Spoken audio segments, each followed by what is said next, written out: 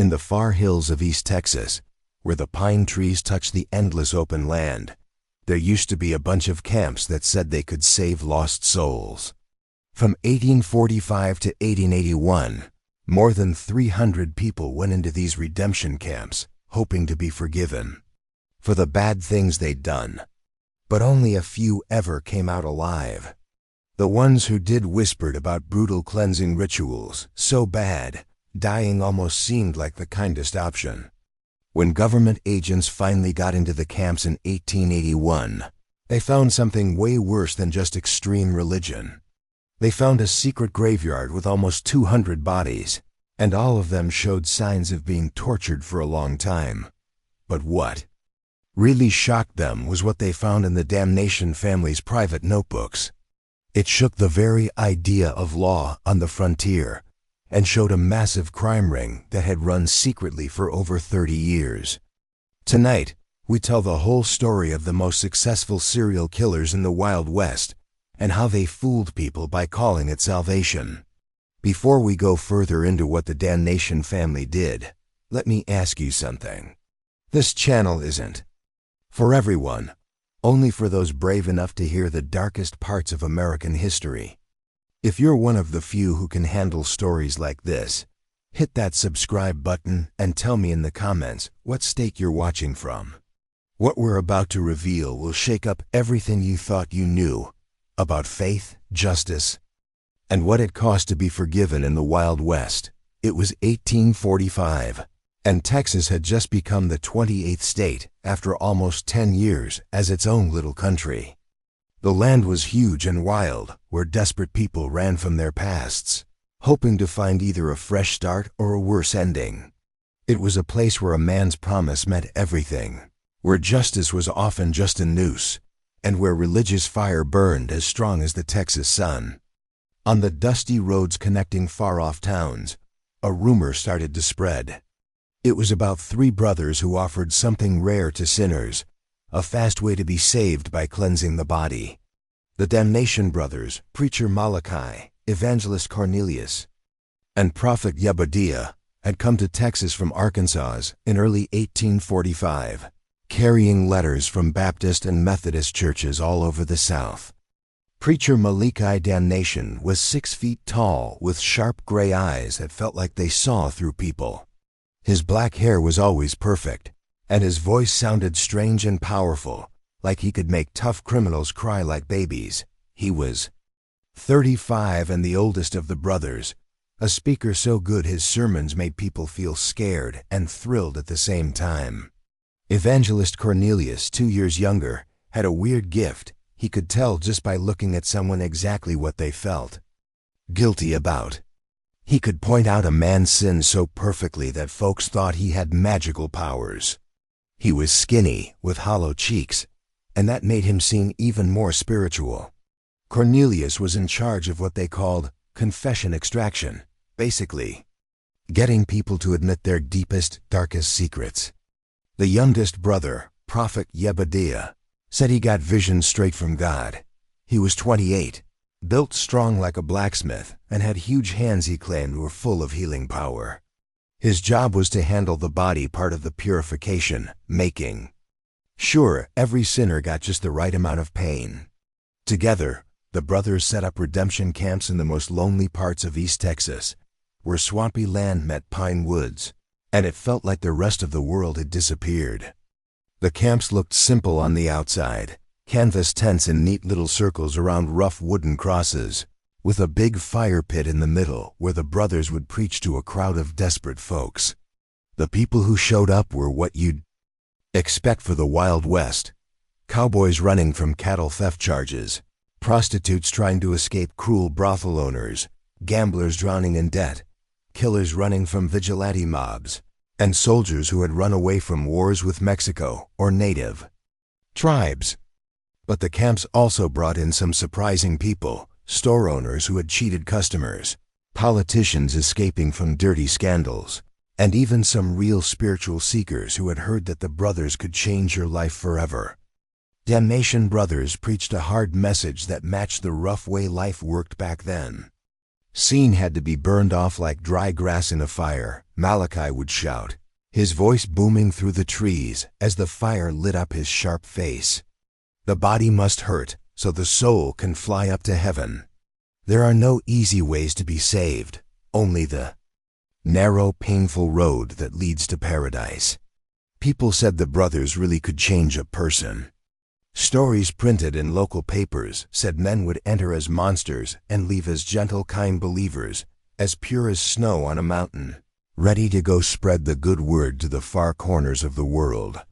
But then, on a super hot August night in 1847, some scary stories started coming out, though most folks ignored them at the time. A cattle driver named Samuel Hartwell showed up in Marshall, Texas. He was barely alive, whispering scary things about something he saw at a redemption camp near Caddo Lake. People were shocked at how different he looked. He had been a strong man in his 30s, but now he looked skinny, old and weak. His hair had turned all white. His hands shook badly, and he jumped every time he heard a sudden noise. But his eyes were the worst. They used to be bright blue, but now they looked empty, like he'd seen things no one should ever see. His story came out in pieces, told between shaking fits and long silent spells where he just stared into nothing. The town pastor took care of him and tried to help. Each night, Hartwell would wake up screaming about the pit of purification and the cries that never ended. When he was calm enough to talk, he said he had come to the camp to be forgiven for killing a man in a bar fight over a game of cards. They said the pain would clean my soul, Hartwell whispered to Pastor William Matthews, his voice so soft it could barely be heard in the quiet church. Brother Malachi looked right into my eyes and told me every bad thing I'd ever done. Not just the man I killed, but things I never told anyone in my life. He knew I stole money from my mother before I left Arkansas. He knew about the woman I'd left pregnant in New Orleans. He knew everything. According to Hartwell's story, the cleansing started the moment you got there. New people had to give up everything, even their clothes, and they were given scratchy robes made from burlap to wear. They then had to confess not just the big sin that brought them there, but every little wrong thing they had ever done, even small ones. Brother Cornelius would sit right across from you with this big book, Hartwell said, his voice flat and like he was remembering word for word. He'd write down all you said, and if he thought you were hiding anything, Brother Yebediah would use his gift to help you bring it up. Those hands of his, they could hurt you in ways you can't imagine. The confession part could last days or even weeks, depending on how honest they thought you were being. Only when the brothers believed all the sins had come out would they start the physical part of the cleansing. That began with a total fast, no food at all for 7 days, just water, and during that time you had to dig your own grave. That was supposed to show your old self dying spiritually. But being hungry wasn't even the worst part, Hartwell said, his whole body shaking as the memories came back. They called it the trial of fire, beatings with whips made of leather and bits of metal. Each hit was meant to clean a specific sin out of your body. But they didn't stop after a few. They went on for hours, sometimes even days. And the beatings were just the beginning. Hartwell talked about being buried in a ritual way. People were put in the graves they dug and covered with dirt, leaving only their faces showing. They stayed like that for different amounts of time. Sometimes just a few minutes, sometimes hours, while the brothers prayed over them, saying the person had died spiritually. Some of them never came back up, Hartwell whispered, his eyes wide with fear as he remembered. Brother Malachi would stand over the graves and say they were fully clean. He'd say God had called them home to heaven. But I saw their faces. When they went under, there was no peace in them, only pure fear. The scariest part of Hartwell's story was what he said about the people who died during these purification steps. According to him, the brothers said dying was actually a huge gift. It meant the person had been cleaned so perfectly, God took them straight to heaven right away. They even had a special funeral for the ones who died, Hartwell said. Brother Malachi would read from the Bible, while Brother Yebediah buried the body. Then they'd put a wooden cross on the grave and add the name to something they called the list of the saved. They said those people were the lucky ones, because they skipped the waiting part after death. The local cops in Marshall didn't take Hartwell seriously at first. They thought he'd just gone crazy from guilt or too much stress out west. After all, no one had said anyone was missing, and the Damnation brothers seemed very trustworthy. They have letters from churches in Arkansas, Louisiana, and Mississippi, plus thank you notes from families whose loved ones changed their lives. Sheriff Tom Bradley was a no-nonsense man, used to the violence of the frontier, and he didn't buy the story. The West is full of men hiding from their past, he told the pastor. Sounds like Hartwell got hit hard by religion and lost his mind. Some of these fire and brimstone preachers go over the top, but saying they kill people? That's a big deal with no proof. So they let it go, and within a few weeks, Hartwell was gone. Some people said he went to California, others thought he went back to Arkansas. But Pastor Matthews had a bad feeling something else had happened. Still, he had no real proof, so he couldn't do anything. Meanwhile, the camps kept running just like before, their stories of changing lives growing even more popular each season. But Hartwell's vanishing was only the first in a long line of them. As the years went by, the story of the Damnation family grew. They said they had saved over 1,000 people, turning the worst criminals into perfect church-going folks. They said these changed men went out to spread God's word in the roughest and most dangerous places in the West. Letters kept showing up at newspapers in Texas, Arkansas, and Louisiana, all praising the brothers and talking about amazing turnarounds. The stories were always the same. A desperate sinner would show up at a camp, go through the painful purification process, and come out a whole new person. And within a few weeks, they would suddenly feel called to be a missionary in faraway places, California, Oregon, the Rocky Mountains, or deep in Indian country. Their last letters to family said they were full of joy and faith, and they often asked for money to help with their new church work. But if you looked closer, things didn't add up. The camps never stayed in one spot longer than 6 months. The brothers said it was because God told them to move, to reach new sinners. But it made it really hard for lawmen to track them down. Cops out west were already stretched thin, and the constant moving made everything more confusing. Worse were the families who sent their troubled kids to the camps, only to get letters saying their child had found faith, and then gone off to preach far away. But they never heard from their kids again. Still, the brothers always had some answer for that, and sometimes they faked letters to keep families from asking questions. Mrs. Ella Lenana Westbrook from New Orleans was one of the first to doubt the brothers. Her son Thomas was a gambler drowning in debt, and he vanished after going to a camp near Shreveport in 1849. At first, she got letters from him that sounded full of hope. He talked about God and wanting to preach in California.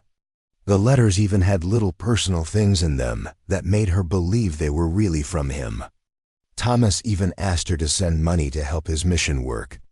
At first, I was so happy, Mrs. Westbrook told the cops later. Thomas had been going down such a dark road, but now these letters made it seem like he had found God. But something about the writing made me feel weird. It looked like his handwriting, but not exactly. Some of the letters were formed differently, and he used phrases he never said before. That's when she hired a private detective to go to California and find him. What he found was scary. None of the churches or missions Thomas had mentioned had ever heard of him. The addresses in the letters didn't exist, or they belonged to strangers who knew nothing about Thomas. And more stories like hers began to pop up. Dr. Elizabeth Thornton, a traveling doctor, had treated some people who had made it out of the camps alive. She started to see something really wrong in their health problems. They showed signs of really bad trauma, she later told a federal court. Not the calm face of someone saved, but the blank look of someone who saw terrible things. The few people who came back from the camps were definitely different, but not in the good way the brothers claimed. They didn't talk much, jumped at loud sounds, and acted like they knew something too awful to say. The scariest part was how none of them ever wanted to talk about the camps, like they had made a creepy promise to keep quiet. Dr. Thornton kept notes on a few cases that really bothered her. One was Jacob Miller, a former outlaw who lived through the cleansing. He acted just like soldiers who had seen terrible war stuff. He would wake up screaming about the pit and something called the ceremony of ascension. That's what she wrote in her journal. When people asked for details, all Jacob said was, "Some kinds of salvation cost too much." Another case was a woman named Sarah Colby. She went to the camp to make up for leaving her kids to become a prostitute. She came back to her family completely broken. Her sister Mary said she would just sit and stare at nothing for hours, sometimes. Sarah whispered prayers, but they were weird. She didn't ask forgiveness for what she did. She asked forgiveness for what she saw. The most shocking case was Reverend Peter Hawkins. He was a Methodist preacher who went to the camp to learn their methods. He wasn't a sinner asking for help, just a visitor. But he came out just as messed up as the other survivors. "There's a kind of evil that pretends to be holy," Hawkins told Dr. Thornton in a session. "I went there to get ideas for my sermons, but what I saw ruined my faith. The brothers aren't God's people," he said. "There's something else, something that twists people's deepest hopes into weapons." When folks pushed for details, Hawkins wouldn't say more. He said telling the truth would put others in danger if they tried to dig deeper. Missing person cases and weird survivors kept popping up in the 1850s and 1860s. But the Civil War gave the Damnation brothers perfect cover, with so many people moving around and communication all messed up. It became even easier for people to vanish without anyone noticing. But after the war ended, the brothers had new problems. And people finally started trying to uncover what they were really doing. In the spring of 1879, almost 15 years after the war, a young Texas Ranger named Captain James Morrison started digging into it. He was smart and used to working in military intelligence, and he noticed a pattern that other people had missed. The disappearances always followed the camps. Wherever the brothers went, people went missing. Morrison got the case because Senator Charles Whitman from Louisiana complained. His nephew had disappeared after going to one of the camps near the Texas border. Unlike small-town sheriffs, Morrison had money and power to investigate across state lines. "There's something fishy here," he wrote in his first report to the Rangers in Austin. "I found over 60 missing persons in just 3 years, all linked to these camps. And that doesn't even include old cases or ones from other states with bad records." Morrison talked to dozens of families. They all said the same thing. Someone would go to the camp to get saved. They'd send letters for a few weeks saying they'd changed, then suddenly stop writing, except for one last letter. That final letter always said they were going on a mission far away. But when Morrison tried to find proof of these missions, none of it checked out. He sent letters to the places the converts said they'd gone. They all came back as undeliverable. Churches in those areas had never heard of these people. There were no records of them ever showing up. Even worse, Morrison found out that many testimonial letters looked fishy. Different families wrote the exact same sentences, with the same grammar mistakes. "Someone's making up these stories," Morrison said in a secret message to his boss. "Now we've got to figure out, is this just a scam, or something way worse?" Everything changed when Morrison met a man named Tobias Fletcher. He was drinking in a tavern in Jefferson, Texas, rambling and clearly drunk, but his story was scary and surprisingly clear. He said he had worked for the Damnation brothers for 2 years in the 1870s. "I thought I was doing God's work," Fletcher whispered, his hands shaking as he grabbed his drink. "Brother Malachi told me I was lucky to help purify souls. But some of the graves I dug, They weren't fake. Some of them stayed filled forever. He'd pray over the body and say the soul had gone to heaven. But I knew what was really going on down there. Fletcher said he didn't just dig the pretend graves. He helped bury the people who died or were killed during purification. The brothers claimed these people were so pure, God had taken them straight to heaven, but Fletcher had seen too many dead bodies. And he knew the difference between natural death and murder. Brother Yebedeya's hands. Fletcher said, dropping his voice even lower. He said they healed, but I saw what they really did. He could torture a man for days without killing him. He'd make them spill everything, where their money was, who their family was, what property they owned. Then once he had it all, he'd finish the job. Fletcher described a plan that was way more than just killing. They tortured people to get information. Then they used that info to trick the victims' families. They'd write letters pretending to be the victim, asking for money to help with mission work, and always with some excuse about why they couldn't come home. And the money, it just kept coming. Fletcher said families sent money, thinking it was helping with gospel work, but the brothers had a sneaky system to hide the cash. They used different people to forward the money so it couldn't be traced back. Some families sent money for years, never knowing. For years, families kept sending money, never knowing their sons and daughters were dead and buried in unmarked graves. When Morrison asked Fletcher where the graves were, Fletcher's whole mood changed. He stopped acting drunk and started looking around like the Damnation brothers might appear from the shadows. They got eyes everywhere. Fletcher said, his voice shaking, people who ask too many questions about the brothers, they just vanish. I shouldn't have said anything. God help me, I shouldn't have said anything. Fletcher ran out of the tavern that night and was never seen again. Some folks said he went to California. Others said they found his body in the swamps near Caddo Lake. Morrison thought the second one was probably true. But Fletcher had told him enough to focus the search near the Louisiana border. The things Fletcher told him were helpful, but they were also terrifying. Now Morrison knew he had to act fast. He put together a small team of rangers he trusted and headed toward the area. Near Caddo Lake, that's where people said the Damnation brothers had their newest camp. Getting there wasn't easy. They had to go through the roughest woods and swamps in all of Texas. Thick trees blocked out the sun, and the swamps made it feel like sound couldn't even travel. Morrison's team had 3 other rangers.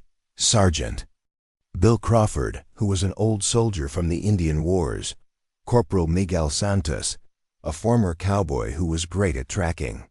And Private David Thompson, a young man with sharp eyes and steady hands. Morrison picked them for their skills, but also because he knew they wouldn't talk. He couldn't risk anyone leaking their plan. As they got closer, the team noticed weird things. There weren't many animals around. Even bugs seemed to stay away, which was strange for East Texas.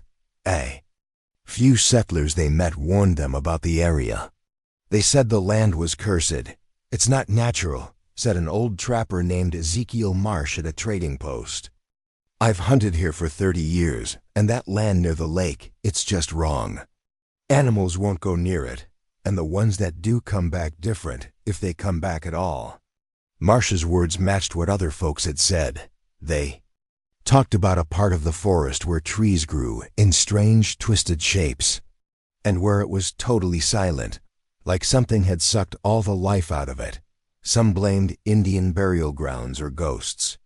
But Morrison figured it was something simpler, something physical. He thought maybe all the bodies buried out there were messing up the environment. So his team set up camp a few miles away from the redemption site. The plan was to watch the Damnation brothers before doing anything. Morrison wanted clear proof before moving in. He knew the brothers had church papers and lots of supporters. So he'd need strong evidence if he wanted a jury to believe the truth. That night, they heard sounds that proved something awful was going on. The wind carried noises from the camp, screaming, begging, and chanting in strange languages. It Didn't sound like normal pain, Morrison wrote later. It sounded like someone's soul was being torn apart. Even worse, the screams would suddenly stop, then start again later, like someone was making the suffering last longer. They also heard digging, and what seemed like some kind of ceremony happening over and over. The next morning, the team finally got close enough to check things out. What they saw shocked them. There were fresh graves everywhere.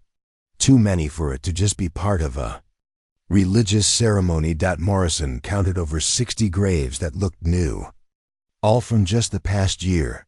Each had a wooden cross with only a number on it.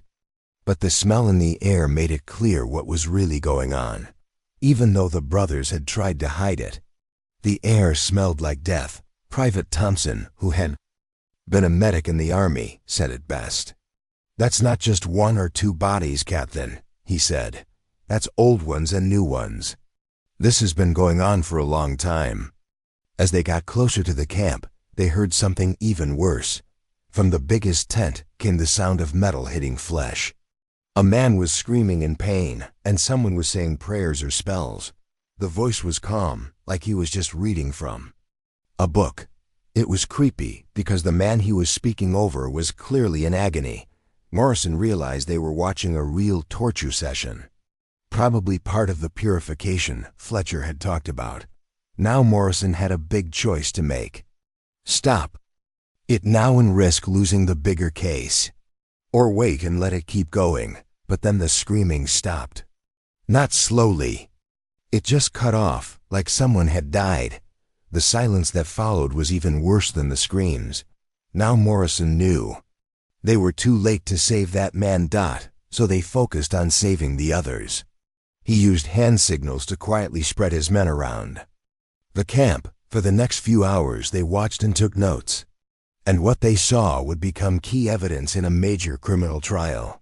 The Damnation brothers ran things like a well-oiled business. Everything they did followed a strict schedule. Morrison's team saw a pattern, a terrifying one. Every morning they started with a normal-looking church service. Singing, Bible reading, all that stuff. New people at the camp probably thought it was all good. They believed they were really on a path to redemption. But as the day went on, the nice church stuff faded and something dark took over. Would extract detailed confessions from the penitents. These talks often lasted for hours, and the rangers could hear people begging louder and louder inside the confession tent. Brother Cornelius has a real knack for figuring out what people are hiding, Morrison wrote in his notes. But I'm starting to think his holy insight comes from things like long questioning, mind games, and probably some torture.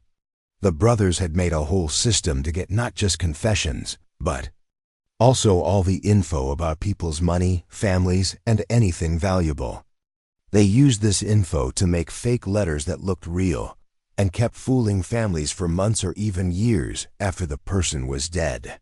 Private Thompson, who was hiding closest to the camp, saw Brother Yebediah's healing sessions, which were actually torture sessions. He's got a bunch of tools that look like they came from some old torture dungeon, Thompson whispered in their nightly meeting. And he knows how to use them just right to cause awful pain without killing the person too fast. The scariest part was how organized everything was. This wasn't their first time doing it. The camp they were watching had signs of being part of a long-running operation done many times before. On the second night, the rangers saw a ceremony of ascension, which was just their fancy word for murder. A penitent who had been tortured for days was dragged to the center of the camp, where Brother Macabre gave a long speech. He talked about the joy of being purified by pain and reaching spiritual freedom. The poor man, half dead and beat up, was then freed from the body by Brother Yebediah. They're not killing people in some religious frenzy, Morrison wrote in his report. This is cold, planned murder done like a business deal. The church stuff is just decoration to make them feel better about killing and hide what's really going on. The ceremony ended with the body being buried in a grave marked only by a number. Brother Malachi wrote it all down in his fancy book like it was a normal event. The Rangers now realized they were watching something that had happened hundreds of times over the years. But they also found out this was more than just murder for money. Hidden in the woods, they found a secret workshop for making fake papers and planning crimes. The brothers weren't just killers, they were doing fraud, fake money, and crimes across many states. "We're not just up against killers," Morrison said after going through everything. "These guys are running one of the biggest crime rings in U.S. history. They used religion to hide all kinds of crimes, and they've been doing it for years." On the third day, something happened that made the Rangers drop their plan to wait. A family of 4 mom, dad, and 2 little kids came to the camp, asking for help. They just wanted to be purified for some small mistakes, nothing serious. Seeing kids go into that camp made Morrison act right away, even without backup. "I couldn't just watch those kids get hurt," Morrison later told his bosses. "We had more than enough proof they were guilty. We had to protect that family." Morrison planned to arrest the brothers during the evening service when all 3 would be together. But the Rangers found out the Damnation family was more dangerous than they thought. Turns out, the brothers had backup armed helpers pretending to be workers. When the Rangers moved in, it turned into a huge gunfight that lasted nearly an hour. 2 helpers were killed, and Sergeant Crawford got hurt. What shocked them most was how some of the victims tried to protect the brothers. These poor people were so brainwashed they thought stopping the brothers would send them to hell. "They begged us not to hurt their saviors," Private Thompson said. "Some even stood in front of the brothers, saying we were demons trying to ruin their purification. It was the creepiest thing I've ever seen." The brothers themselves were tough to fight. Brother Malachi was a great shot and clearly had combat experience. Brother Yebediah was huge and scary, even without a weapon. Brother Cornelius, though not big, was clever and played mind games even during the fight. He confused and scared the Rangers by messing with their heads. Things changed when Morrison reached their record-keeping tent. Inside, he found all their secrets, proof of their crimes, and their real names. The name Damnation was fake. They were actually the Blackwood family wanted for murder and fraud in 3 states. Everything about them, names, preacher, papers, nice letters, was made up to fool people. They weren't crazy preachers. They were clever criminals using religion as their cover. Now that their real identities were out and cops had their records, the brothers started to panic. One by one, the Rangers caught them. But not before Brother Cornelius tried to escape using a child as a hostage. The standoff showed how truly evil he was. When Morrison begged him to let the child go, Cornelius calmly said the child was already marked for purification. He said killing the kid would actually be a gift. "You don't get it," Cornelius told Morrison in a creepy, calm voice. "These people are broken, dirty, useless. We give their lives meaning. Dying in purification is the best gift we can give." Private Thompson ended the standoff with a perfect shot. He hit Cornelius without hurting the child. The rest of the helpers gave up right after that. Immediately. Apparently they knew it was over. With the danger gone, and the brothers finally arrested, Morrison's team could start the awful job of finding out how bad it all really was. What they found over the next few days was even worse than they feared. They wrote down everything they found at the camp and nearby, and it proved the brothers had been doing crimes for more than 30 years. The brothers kept perfect records, and they were damning. Their books had info on more than 400 victims' names, stories how they were killed, and how much money they had stolen from each victim's family using fake letters. The records showed the brothers had started back in 1843, 2 years before. They even came to Texas. They kept track like it was a business, Morrison said. Each victim had a number. They tracked how much money they stole, what secrets they got, and even which torture methods worked best on different people. "It's the coldest, most planned out way of killing I've ever seen," The physical stuff they found was just as awful. When they dug up the numbered graves, they found about 200 bodies. Most showed signs of being tortured for a long time before dying. The victims were all ages from teenagers to old folks and included men and women. Doctors brought in from Austin and New Orleans, led by Dr. Elizabeth Thornton, checked the bones and saw how skilled the torture had been. They clearly knew the human body and how to hurt it without killing too fast. Dr. Thornton said what shocked everyone most was that the brothers were testing new torture methods, trying to find better ways to make people suffer for longer. Some victims had been tortured in different ways over a long time, like their pain was being studied. This wasn't just about stealing money, Morrison said. I think these men enjoyed causing pain. The religion part gave them an excuse to be cruel, and it also helped them keep getting new victims.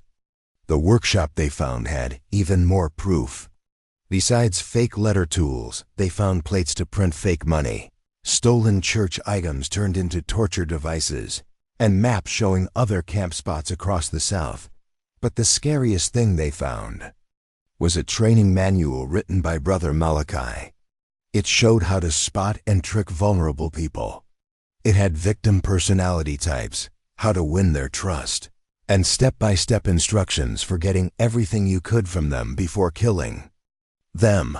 They turned hurting people into a science, Dr. Thornton said after reading it. Everything they did was planned to make the most money and avoid getting caught. It's evil beyond words. They also found letters proving the brothers were part of a bigger crime ring. They weren't alone. There were forgers, scammers, and even some dirty cops who were paid to ignore the crimes. But the worst part was, it wasn't just one camp. As the news of their arrests spread, people from all over the South started sending in letters. They talked about other camps, other missing people, going back as far as the early 1840s. Mrs. Catherine Phillips from Mobile, Alabama, wrote about her husband, who vanished in 1852 after joining a camp run by 3 brothers who matched the Damnation family's description. We got letters from our son for 2 years, she said. They said he was doing missionary work in California, and he asked for money to help. We sent him over $800, and then the letters stopped. Stories just like hers came in from Louisiana, Arkansas, Mississippi, and even Indian Territory. The pattern was the same. The camps would show up in remote places for 6 to 12 months, then move on, leaving only stories of conversions and missionaries. Morrison's investigation showed how smart the brothers were at using the poor communication of the time. By staying in remote areas and always moving, they made it nearly impossible for lawmen to track them or connect the missing people across different states. They knew the system better than we did, Morrison said in his final report. They picked places where local law was weak or corrupt, and they always left before anyone could build a case. They also made friends with crooked officials who warned them about investigations and gave them fake church papers. Some sheriffs, judges, and even preachers were caught in the scandal. They had taken bribes to write fake letters or ignore reports. The money stolen was huge. Investigators said the brothers got over $50,000 from victims' families through fake missionary letters. That was a fortune back then, and it came from families' life savings. But the emotional pain was worse. Families had believed their loved ones were off doing holy work. Then they found out those people had been murdered just days or weeks after reaching the camps. It broke not just families but whole towns who had proudly supported what they thought was good missionary work. Do you think people can really do something this evil? The Damnation brothers force us to ask hard questions about what evil really is. Let me know what you think in the comments. And if this story grabbed you like it did thousands of others, hit that like button and subscribe for more dark mysteries from America's past. Now let's continue with the brothers' final reckoning. The mounting evidence and public outcry for justice meant that the legal proceedings against the Damnation brothers would become one of the most closely watched trials in frontier history, and quickly became one of the most sensational criminal proceedings in Texas history. The courthouse was packed daily with spectators, reporters, and family members of victims who had traveled from across the South to witness justice. The prosecution, led by District Attorney Robert Maxwell, faced the challenging task of presenting evidence of crimes that had occurred over nearly 4 decades and across multiple states. The case was complicated by the fact that many potential witnesses had been murdered, and much of the evidence consisted of the brothers' own meticulous records. "Gentlemen of the jury," Maxwell declared in his opening statement, "you are about to hear evidence of crimes so heinous, so systematically evil, that they challenge our fundamental beliefs about human nature. The defendants have masqueraded as servants of God, while serving only their own twisted desires for wealth and power." The defense strategy, led by prominent attorney James Worthington, attempted to portray the brothers as misguided religious zealots whose extreme methods had been motivated by genuine, if misplaced, spiritual fervor. Worthington argued that the brothers had genuinely believed they were saving souls, and that any deaths had been unintentional results of overly enthusiastic religious practices. "My clients are guilty of excessive zeal, perhaps even criminal negligence," Worthington argued, "but they are not the cold-blooded killers the prosecution would have you believe. They are men who became so consumed with their mission to save souls that they lost sight of the limits of earthly authority."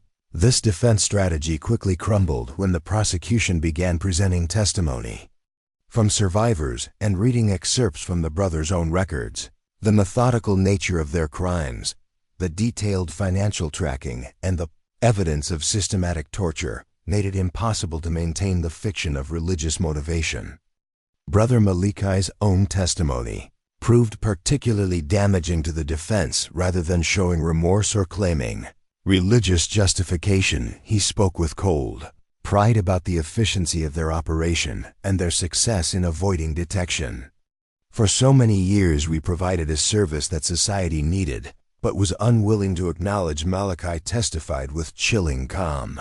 "The frontier is full of broken people who have no purpose, no value, no hope. We gave their meaningless lives meaning by allowing them to contribute to something greater than themselves." When asked by the prosecution to explain the torture and murder, Malekai's response shocked even the experienced court reporters. "Death is inevitable for all men. We simply made sure that these particular deaths served a useful purpose. The money we extracted supported important work that these individuals could never have accomplished on their own." Brother Cornelius proved equally unrepentant. During his testimony, he described in detail his methods for extracting confessions and financial information, speaking as if he were explaining a successful business model rather than confessing to torture and murder. "People want to confess," he explained matter-of-factly. "They carry guilt that poisons their souls, and they're grateful for the opportunity to unburden themselves. My gift was simply knowing how to help them overcome their natural reluctance to tell the complete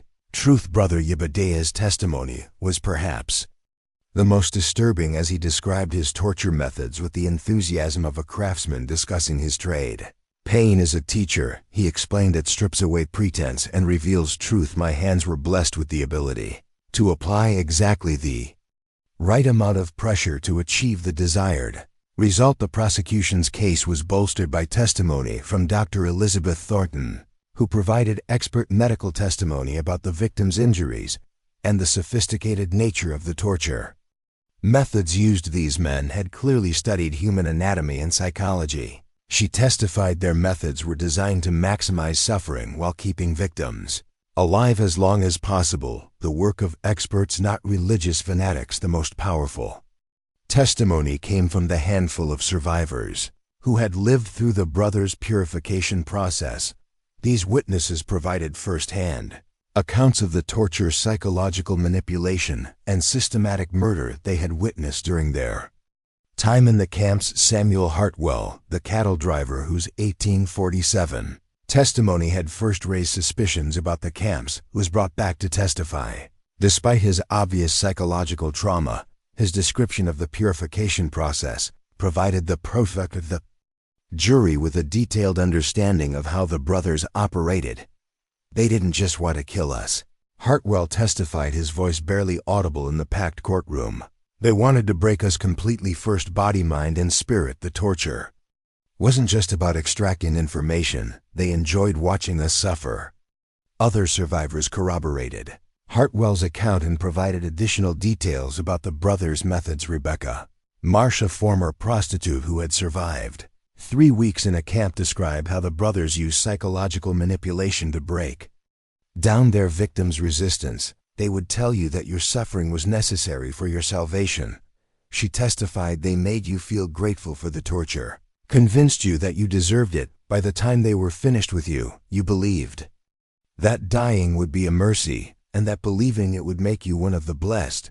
Perhaps most disturbing was the testimony of Jacob Wheeler, a former accomplice who had helped the brothers with their forgery operations before developing a conscience and escaping. Wheeler provided insider details about the scope of the criminal enterprise and the brothers' long-term planning. They had it all mapped out. Wheeler testified they knew exactly how long they could operate in each location before suspicion would build, and they had escape routes planned for every camp. They even had contingency plans for what to do if law enforcement got too close. Wheeler's testimony revealed that the brothers had been planning to expand their operations to California and Oregon, where the gold rush had created new populations of desperate individuals who might be vulnerable to their schemes. They saw the Western migration as a business opportunity. He explained all those people heading west with money and no family connections to track them down if they disappeared. One of the most shocking moments of the trial came when the prosecution revealed the brothers' true identities and criminal histories. Court records from Arkansas showed that the men calling themselves the Damnation family were actually Jacob Cornelius and Josiah Blackwood brothers, who had been wanted for murder and fraud since 1841. The Blackwood brothers had originally operated as confidence men in Little Rock, Arkansas, before graduating to more serious crimes. Their first known murder had occurred in 1842, when they killed a wealthy merchant who had discovered their fraudulent activities. Rather than face justice, they had fled west and assumed the identities of deceased ministers, whose credentials they had stolen from a burned church. Everything about their religious personas was carefully constructed fiction. Prosecutor Maxwell revealed to the stunned courtroom they studied legitimate religious practices and they knew the church words well enough to trick even smart preachers. The whole Damnation family name was a fake made up to hide what they were really doing. This helped explain a lot of things that had confused people for years, like why the brothers had strange ideas about Christianity, why they didn't hang around with other preachers, and why they always moved from one place to another. It all made sense once you saw they were just criminals hiding who they were. DNA tests even showed that one of the men who said he was Yebediah Damnation wasn't related to the other two. Court records said Yebediah's real name was Walter Grimm, a former soldier who got kicked out of the army for being cruel to prisoners during the Mexican War. He joined the Blackwood brothers in the late 1840s and was so useful to them that they made him part of their fake family name. After just 3 hours of thinking, the jury said all 3 men were guilty on every charge. The proof was so strong and the crime so awful that no one thought they'd get off. Judge Harrison Caldwell, a tough man who had seen lots of crime, gave them their sentences. "In my 30 years as a judge," he said, "I've never seen evil so planned out and cold. You didn't just kill people and lie. You attacked everything good and decent in our society." Jacob Blackwood, also called Brother Malachi, was sentenced to hang for 17 murders. Cornelius Blackwood, Brother Cornelius, got the same punishment for 12 murders, plus many counts of fraud and torture. Walter Grimm, known as Brother Yebediah, got death for 23 murders, the most confirmed kills of all 3. They were all hanged on November 15, 1882, in front of a crowd of over 2,000 people who came from all over Texas and nearby states to see it happen. Even standing on the gallows, the three men didn't say sorry. Jacob Blackwood's last words showed the same pride he had during the trial. "We gave meaning to meaningless lives and purpose to purposeless deaths," he said. "History will prove we were right, even if people today don't get it." Walter Grimm spoke last, and what he said gave everyone chills. "There are others like us out there," he warned. "We weren't special. We were just better at it. The frontier creates monsters, and there will always be people who know how to use the desperate and the damned." The Damnation case changed how law worked in the frontier. It led to new rules for churches out in the wild, and better teamwork between lawmen in different states. It also showed how easy it was for people living far apart to get hurt and go. MISSIN. Dr. Elizabeth Thornton took what she learned from the case and wrote one of the first big studies about criminal minds.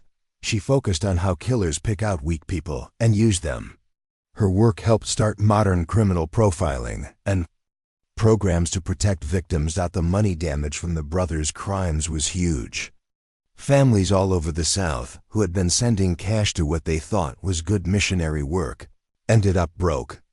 Whole towns that had been proud of helping what they thought was a good cause were crushed when they found out their money went to murder and torture. Captain James Morrison got promoted to major and put in charge of a new team that chased big criminal groups across states.